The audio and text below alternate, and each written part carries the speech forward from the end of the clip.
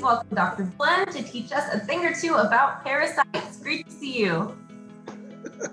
Hello, everybody out there. I hope everyone is doing well. Good morning from the wet lab here at the Corpus Christi Museum of Science and History. So I've got a special treat for everybody this morning. I've pulled out a bunch of interesting parasites. Before we get into that, I just want to remind everybody, well, what is a parasite? And a parasite, if you remember from last year, a parasite we define, or parasitism, we define as an intimate, heterospecific association, either temporary or permanent, where one partner, the parasite, is metabolically dependent on another partner, and unfortunately, that's the host. This is Plasmodium. Again, it's hard to see. I'm trying to show it on my lab coat here. And again, you know, I can't see anything. There's nothing there. Well, because they're very, very small. Plasmodium is infamous. This is malaria, everybody. And while we've eradicated malaria in the Western world, there's still a lot going on in other places in the world, and we're trying to eradicate it.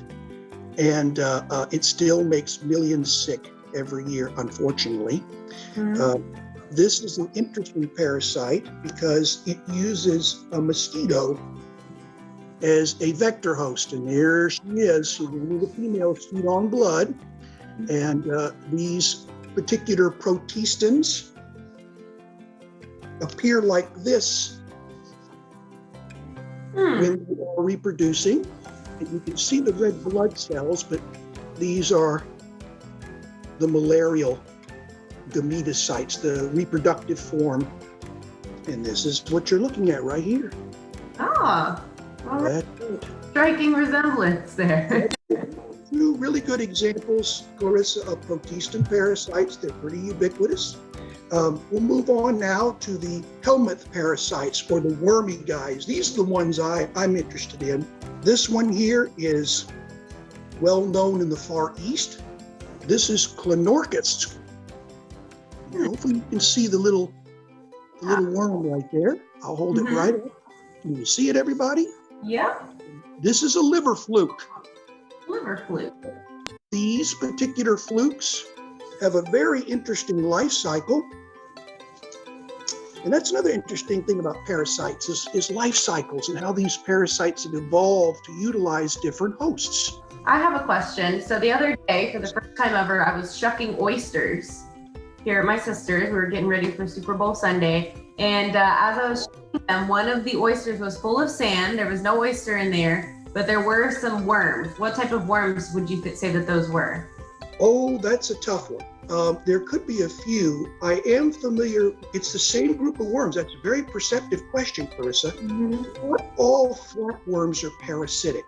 You have groups of flatworms that are free living. Like, you remember in high school biology, the planarian?